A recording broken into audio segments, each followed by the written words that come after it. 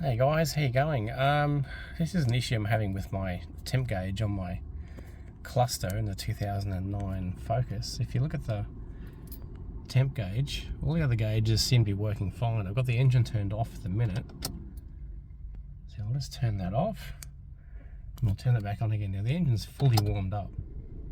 See how it sort of shakes, it sort of spasms. I'll just zoom in and I'll do it again.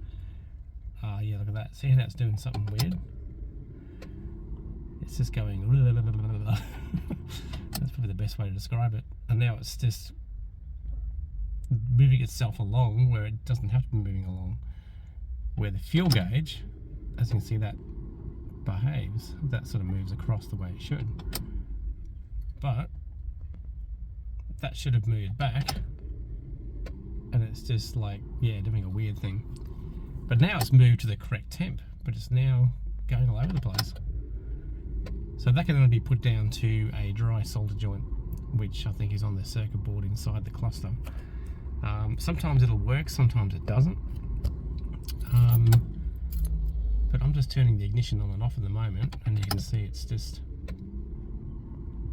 going through its illumination sequence and then coming on, and then yeah, it's just now saying it's hotter than what it should be. But then when you turn that off, that is supposed to return back to its original position like the fuel gauge. But the temp gauge just isn't, so definitely a dry solder joint. So we're definitely going to have a look at that and see if we can fix it.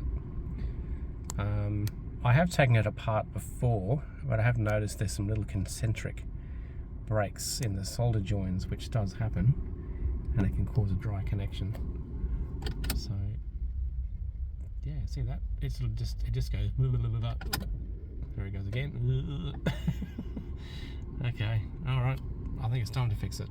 Yeah, just back again. But yeah, something really funny. It's actually working now, but the problem is it's mispositioned. So now when I turn it on, that's what it's doing. It's nuts. So it's working, but the actual needle is in the incorrect position. So at the moment, it thinks it's sitting on the 60, and then it moves to the 80, but it's sitting right on the high. So it's actually just really bloody funny. That just looks like some weird googly eyes. It's going to get nuts. I think this really needs to be fixed.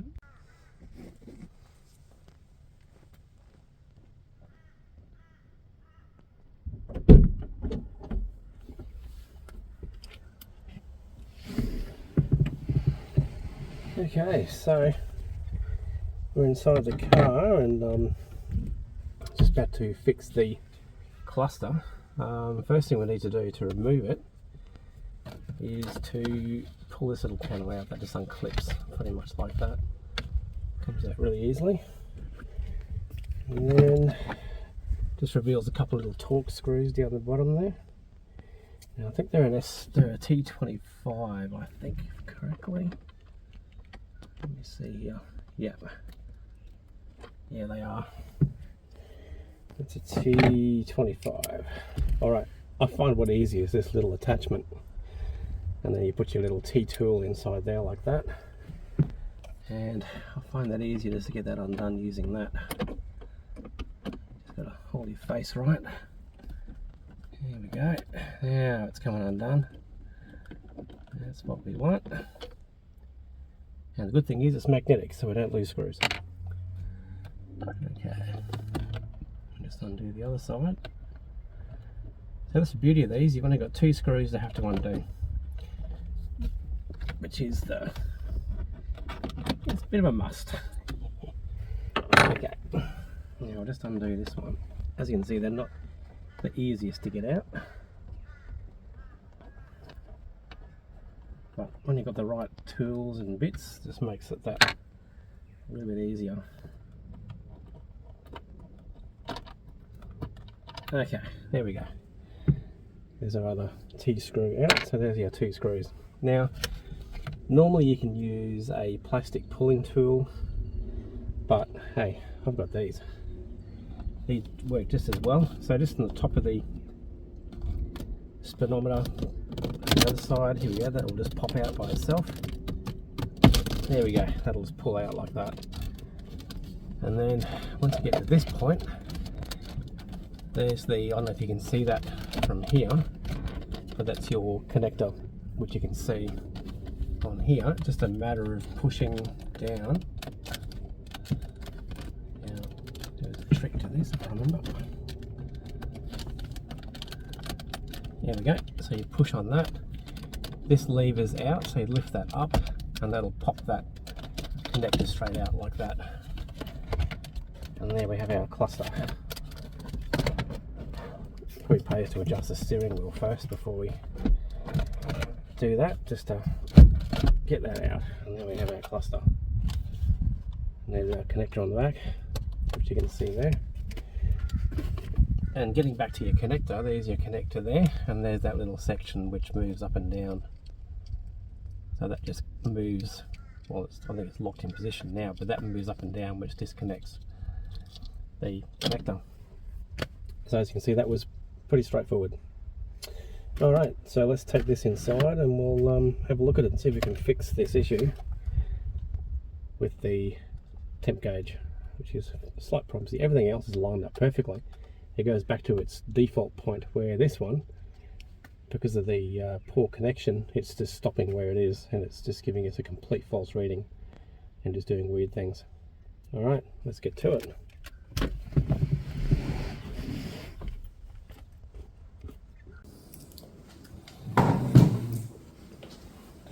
Okay, so we've got a cluster out of the car. There it is, there. But as you can see, I had to drive at one point, so I had to actually put the cluster back in, so it's going to reset itself. But it doesn't mean to say that it's fixed, so it'll still have its little issue. So what we're going to do is we're going to take this cluster out of the Ford Focus apart.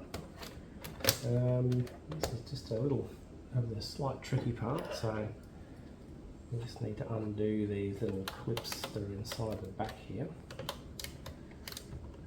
So just instead of using a flat-headed screwdriver, just prying those out like that. Just work your way around the whole unit until you get to the point where you can just lift this part straight out. Pretty much like, oh, there we go, that's it. So that's your back. Okay, so what we need to do now is we need to remove the front fascia off the unit. And there's these little, it's hard to quite see there, but it's actually these little plastic clips. If you ever get to do one of these, you'll know what I mean.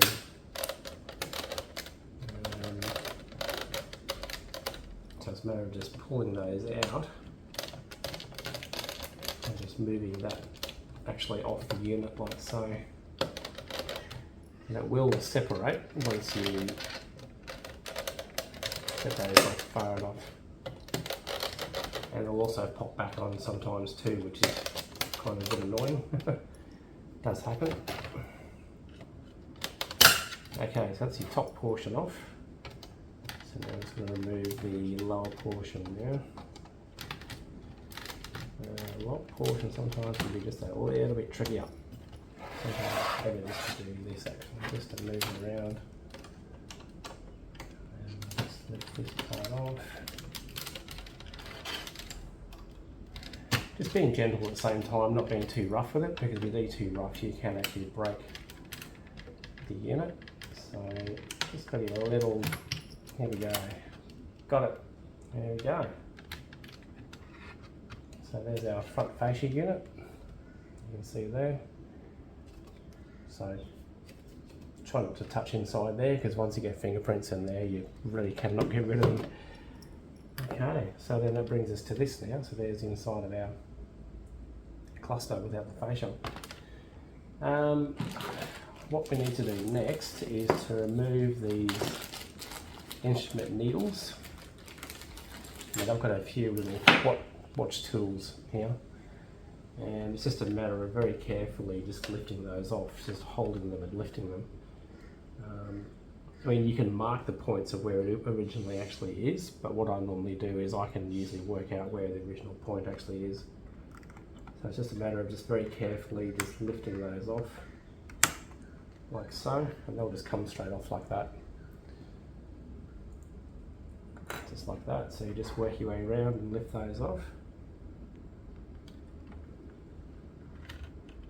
Just being very gentle at the same time, not to be too forceful with it. There's your little one. There we go. And then you're sort of lifting with your fingers plus prying at the same time, so you're not causing any damage to the parts. So as you can see, they just lift off. They sit on top of a small pin. Is probably the best way to describe it, because we need to take these off in order to get the whole circuit board out of the unit, which is what we want to do. There we go. And that's lifted straight off as well, and there you go. There's your 4 needles. Okay, so there you go. I don't know if you can just see in there, but there's the little small pins that it goes onto. Probably hard to see in the footage, but anyway. So what we need to do now is there's these 4 little metal prongs. All we have to do is twist those in order to get the LCD screen actually out. So it's just a matter of giving those just a slight little bit of a twist toward the opening. So just twist those toward the opening like so.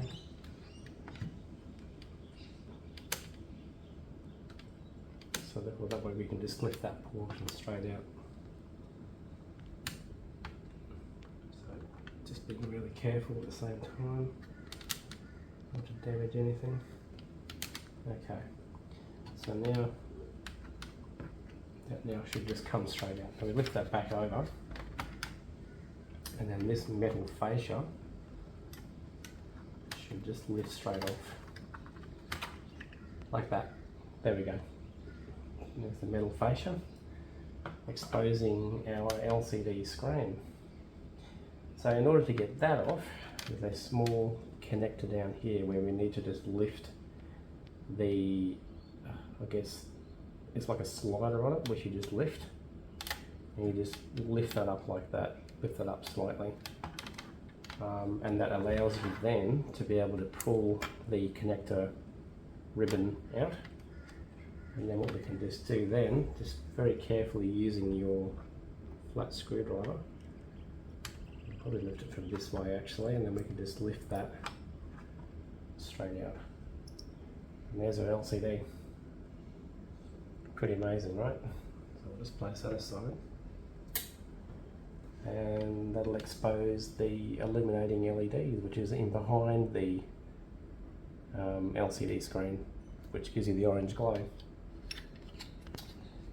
Moving on to our circuit board, so there's all your different gauges. That's your temp gauge, fuel, I think that one, where are we? Okay, speedometer and tachometer, there we go. There's your main CPU. That's actually a speaker on that side, that's where the noises come from. And there's your main connector. Okay, so once again what we need to do here, there's these little clips which we need to just push out, and we'll reveal the removal of the main circuit board. So what we do now is just very carefully just push those in, and that allows us then just to lift that circuit board out like so. I'll just place that down flat, and as we do that you just do them one by one, and that will begin to lift like so. And then once again with this bottom one, we can just probably just lift this whole top section. Move this bottom one, and then once again these bottom ones down here, and then that should just come straight out. So I'm just going to be very careful with these, not to pull anything off or damage anything, which is quite easy to do sometimes. Okay, here we go. It's lifting out nicely now. And then your last clip. There we go, look at that. There it is. And then that's the back section. Well, the front, I guess you could call it that. And there, just your light stencils that are on the front. Okay, so we'll just move this circuit board. Now that's the pins I was talking about. You can see the pins of the gauges where the needles go onto. You can just see that in the footage there. Probably hard to see in the light, but that's what we're dealing with. But the solder joins are these ones here. I'll get a closer up view soon with the phone, filming the actual little solder joins, which are possibly the ones that are faulty, but this is the temp gauge one, so I think this one is going to be our issue. So we'll have a bit of a closer look at that. Okay, just getting a closer view of the circuit board that we've just taken out of the cluster. But what we're looking at, I'm just going to zoom in here, and that is a closer view of the temp gauge, or what's in behind the temp gauge, the unit that runs it. But if you don't know if you can just see here, if I zoom, oh hang on, whoops, when it flicks to another lens, it sort of does that. But I don't know if you can actually see, oh hang on, yeah, this is the tricky bit, trying to get the camera to focus. You can just make out some little concentric little cracks in the actual solder, and now that's probably where the issue actually is, because when they manufacture these use what's known as a lead-free solder, and they're known to go brittle, which probably explains the reason why this is happening. Oh, that's better. Oh, there we go. Look at that. I've got a closer view for you. So it looks like those two are looking a little cracked. Yeah, those ones don't look too bad. So obviously this is part of the whole circuit that runs that particular pin. But there's your illuminating LED, and behind that, which illuminates the needle on top. That's what that little thing is, you can see there. But looking at that, we're just going to try and re-solder these joins that you can actually see in there, which is possibly the issue. We'll have a look at the other one. See, they actually look too bad. They look pretty good. That's probably the reason why that gauge is running pretty well. But there you can clearly see the difference. You can see the cracks in that solder, possibly in those two there, from what I can see. So we'll see what we can do. Hey guys, here we are. So we've got our cluster all set up, ready to be re-soldered. And as I was showing you before, you can just see through this magnifying glass here. We're just going to zoom in on this. And there's our point right there. You can see really well through there.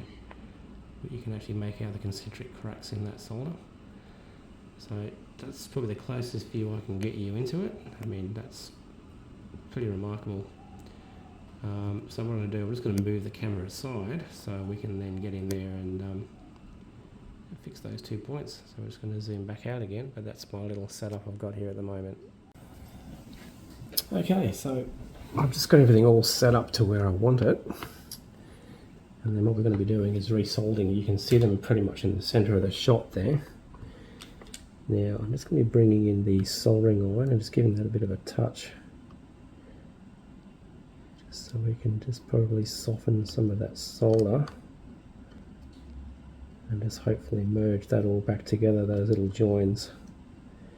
But what I might also do is actually put some fresh solder on top as well, which should be probably worthwhile doing. So what I'm going to do is grab some fresh solder, and then what we're going to do is just kind of put some fresh solder on those joins, just like that. Hopefully we can just get that to stay there. Okay, just going to bring in some solder.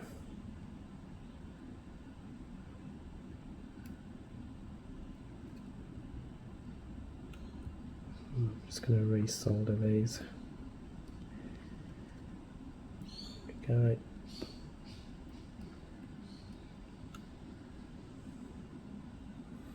Just got to be a bit careful too with these because it is extremely hot. There we go. I'm just going to place some of that into there.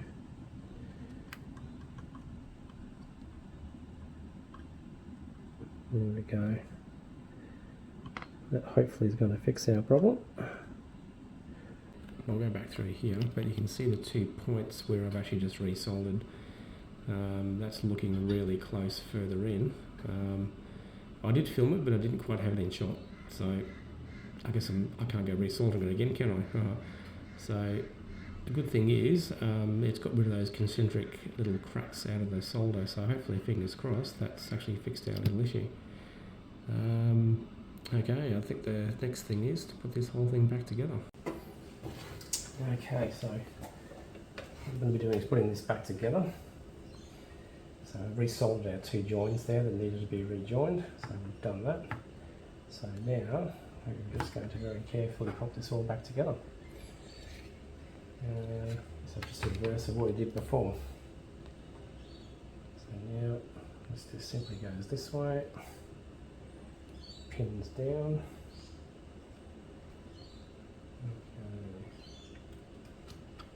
And that just simply just pushes back in to there like so. Quite simple. There we go. Let's start all back together. Now we can do our LCD. This is a little LCD screen. That's just going to go back into here. And then place our little ribbon back in. The glasses on so I can see what I'm doing. Okay, so just place our little ribbon back in. There we go. And then just push our little connector back down. Like that. There we go. And that little metal fascia then just goes back on the top. Just place that back in like so.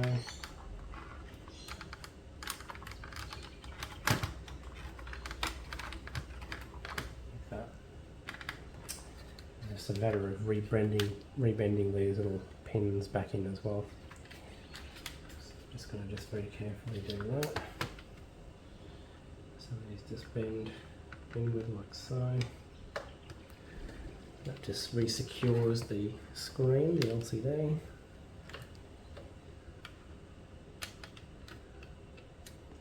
Like that.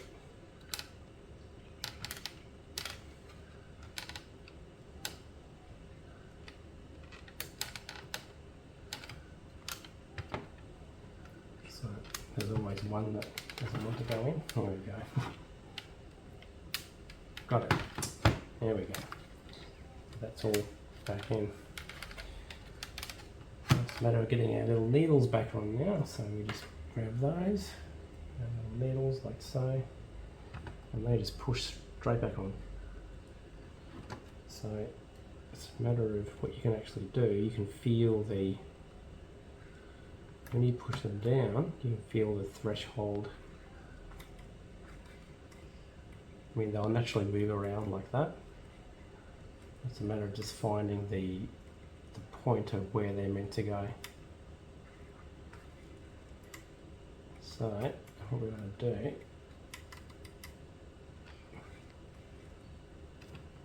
here we go. So what we need to do is push this way. So then, here we go.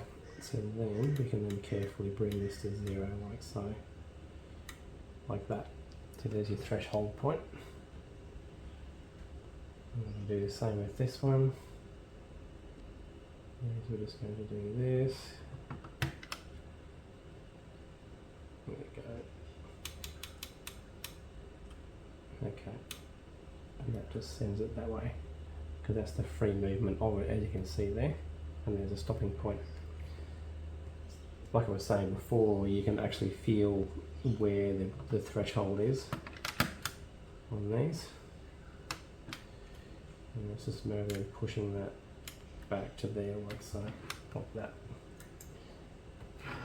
Put our last one on. Just push straight on like so. So this need to then bring it this way. There we go, and then we can find our threshold point, which is about there.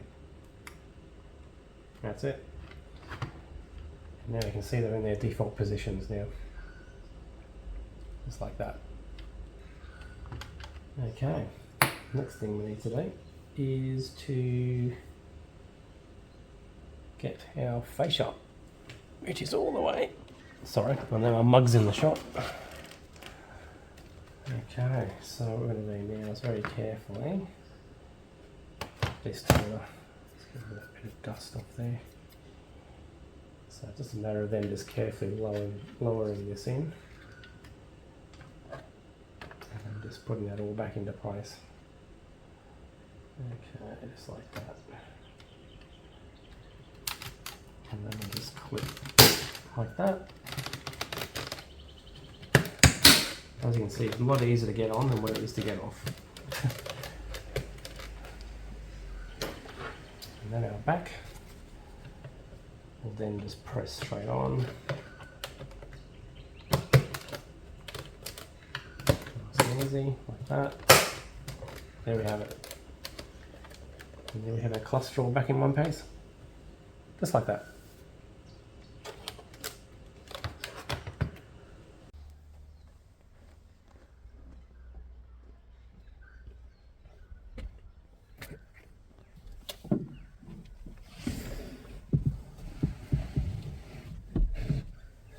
Okay, here we go again. Here to put our cluster back into the car. That's all fixed. All our needles are in the correct position of where they need to be, as you can see in the shot there. So we've got that looking good. So fingers crossed that soldering work is going to work for us. So our next task is to simply put it back into the car. So it's going to place this back in, and then as per usual, we just grab our little connector and we just connect that back in like so.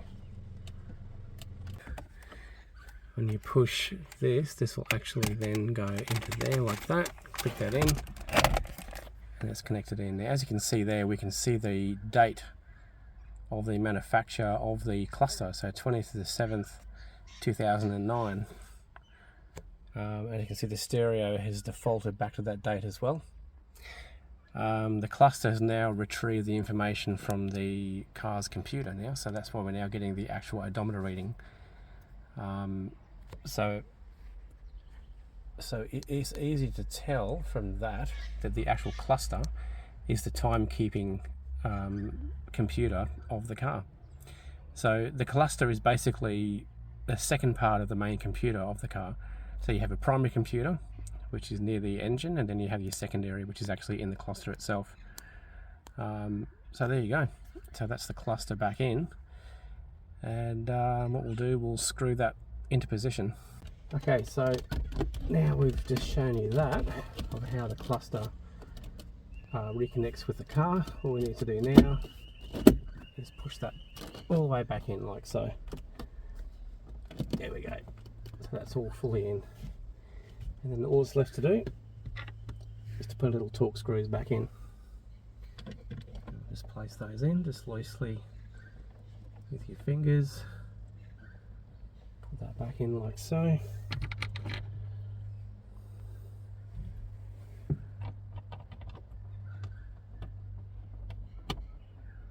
Now, for those people who are not sure where the actual screws are, I will go into the video later and actually show you where the actual screws actually are in the base there. But I'm just going to screw this up quickly, and then I'll be able to just do an angle for you to see where they actually are, for those people who are not sure. But you do see them straight away. As soon as you undo this little panel, you'll see the two screws down the bottom. Okay, this is the view of the screws I was talking about. I was going to get my phone into here, and there we go. You can just see those little torque screws down in there. They're a T25, so they can easily be seen once you remove this little plastic panel out of the way. So I just wanted to include that in there because it was hard to see from where the camera was before, or the particular angle I was using. But as you can see now, you can clearly see those little screws. There we go, that's probably a better view there. But I thought I just wanted to include that in for you, just so you can see that there. And you often will need like a shorter screwdriver, but what I've actually done, I've just used just a little socket, which normally goes on the longest screwdriver, and then you your piece goes in the end there like that. So there you have it. So hope that helps for anyone who wants to fix their cluster or take their cluster out for any particular reason. So, and then all that's left to do now we've screwed that in is to pop this little paddle back into place like so, get that nice and straight, and there we have it. Okay, nice.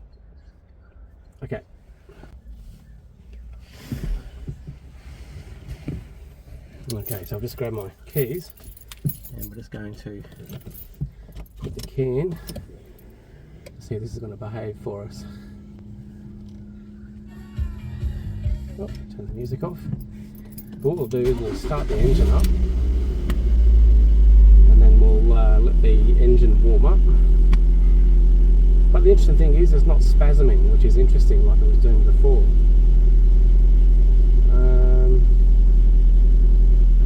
I don't know if you can see that from there, but I'll tell you what I'll do, I'm just going to grab the camera. I'm just going to bring that up. And then we're just going to zoom out a little bit. So we'll just see if that's going to behave. So we'll let the car idle for a little while. And we'll see if it's going to behave first time. And as you can see, the time and date's a bit out at the moment. That's actually the manufacturer of the car. So you can hear the engine just warming up now. That's the automatic choke cutting out. And we'll just wait for this engine to warm up and we'll be able to see that little temp gauge move up. So it seems to be sitting at a good spot. So it looks pretty good so far. But as the engine warms up, that should start to move. We hope so anyway. So this is the first start this morning, getting this car started. So this will tell us if the temp gauge is going to behave itself. Everything else is working well, as you can see. Yeah. And then we'll just wait for this temp gauge to come up.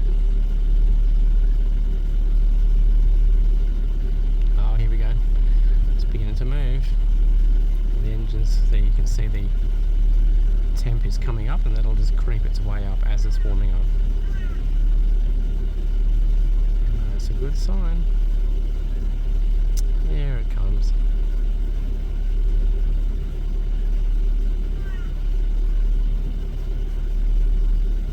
Oh, look at that.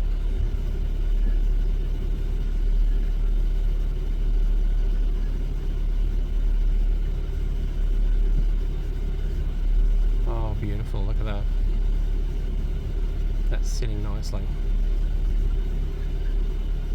And that's sitting exactly where it should be, which is the 80 degrees Celsius, which is the perfect running temperature for this particular model. So that is fantastic. So look at that, I'm happy with that. So good to know that's all working. What I'll do next is I'll just put the cluster through a test sequence anyway. I'll do that in a second after I've turned the engine off, but that's good to see that that's now working. And setting the date as well, the date and time. So hang on, I'll just get out of this for a second and then we'll turn the engine off and we'll do that. Okay, so we're back again. So what we're going to be doing is setting the time on this actually, on our unit. So we just have to turn that on first. Huh, look at that, Love Shack. Bit of B-52s for you, how's that? You like that? So anyway, we'll go into our clock and then we can then go through. Now it's 10:26 if I remember correctly, the time, so 10, and then let's bring that up to 26. There we go. Okay, our year is 2024, so we've got a fair way to go for that. Gotta show you how old the car is, doesn't it? Okay, 24, we're in October, and today's date I think is the 27th, here we go, 27th. So 27, whoops, went a bit too far there. An interesting thing is, see how this time has been set here, but on here it's still saying 15:13. Now as soon as I push enter here, that changes the time on here. So now that's sent the time from the stereo to the cluster. So now the date will be correct and everything now, but the actual cluster is what keeps the time running. Because as you saw, when the cluster was disconnected, that reset the time on the stereo. So what I'm also going to do now is to do a full check of the cluster. So I'm just going to hold the phone here for a second. I'm just going to turn. Now what I need to do, just realised I think I need two hands for this. Hang on. Okay, so what we're going to do now is to test the cluster. We need to hold in our menu button and then we turn on the ignition. Now this is the factory test, which is normally done by Ford. Here we go, and now it says test. You can see the word test down the bottom there. Now when I push the button, this does our gauge sweep. So this tests the parameters of the needles. Okay, so that'll do that. That'll return back to normal. And that one tests the LCD characters in the LCD. Next one is the LED test. Now that one reveals every single light on the cluster that exists on it. Now as you can see, there's a few there that this model doesn't normally need or doesn't normally use. You've got traction control there. You've got, let's see, there's even the glow plug one, which is usually used in with the diesel models, and also the cruise control. This model doesn't have a cruise control because being the base model, but as you can see, every single light exists in this cluster. So that tells me then that this one particular cluster is used in every single model, regardless whether it be the CL, the LX, the, what was your next one? The Zetec XR5 or the Focus RS. So every single model uses exactly the same cluster all the way through. So we'll hit that button again, and then this gives your, now that's a ROM level, so it's obviously to do with the actual memory inside. That's another one there. Anybody who has a tech background will probably understand a lot of these terms. I mean, I'm a bit of a novice. I only know how to do this because of seeing videos on YouTube. That's your chimes. Just turn the music off actually for the minute.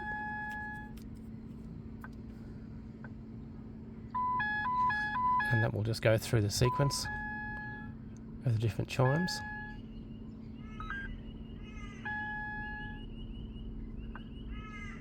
Now you hear the click click sound.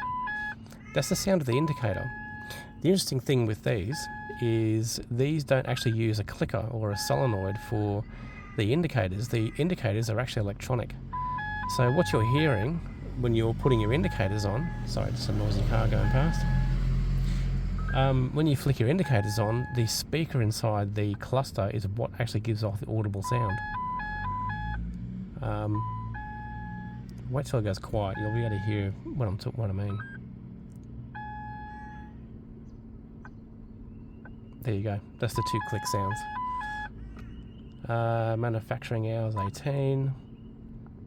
That's obviously a code, but you can look up codes through these, but it's not actually necessarily an error code.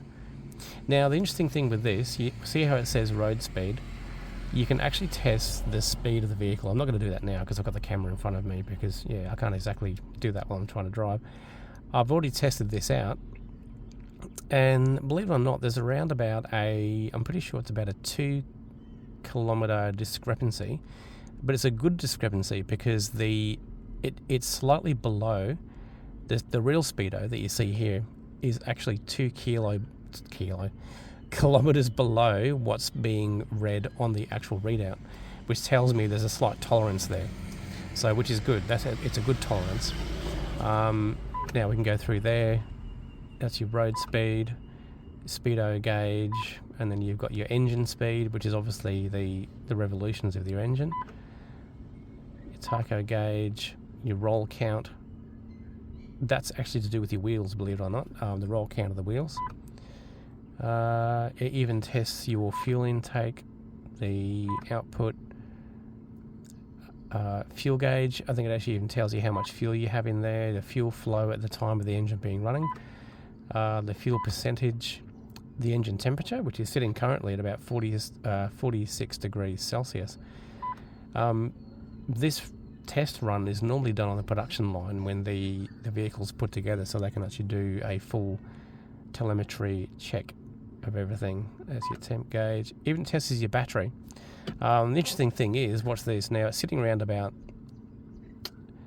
just a little bit under 12 volt. But let's just start the engine.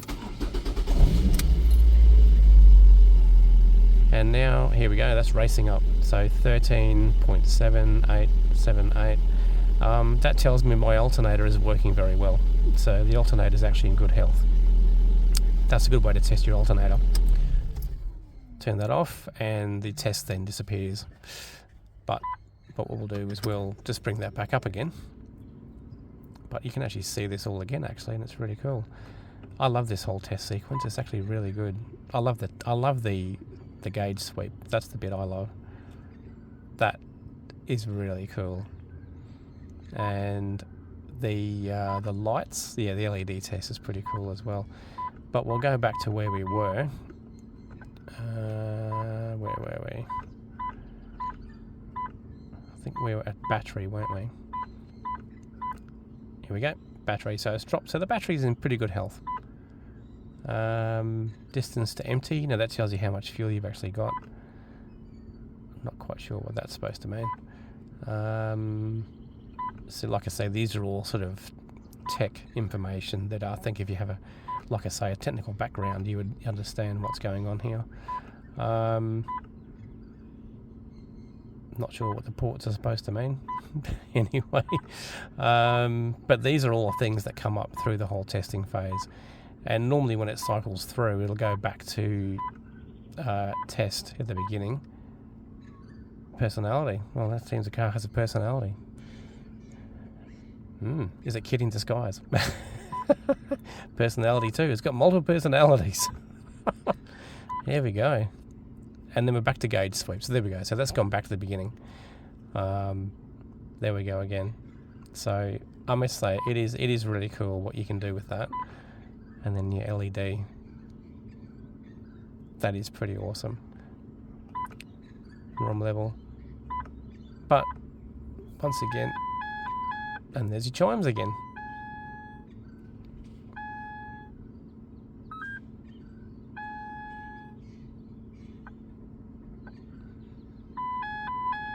There you go. So we'll do, and the way to get out of that too, what you can do is just hold in the menu button once again. Just hold it in and that'll reset back out of it. And there we have it. And everything is sitting at the correct date and time. So I'll just move that over here. So I've just got this on a little tripod so I can use both hands. But there we go. It looks like a quite a success. We've got that fixed. But thank you for watching this video. If you would like to subscribe to my channel, please hit the subscribe button. Hit the bell for notifications for all my videos. But yeah, once again, thank you for watching my channel. Thanks. Bye.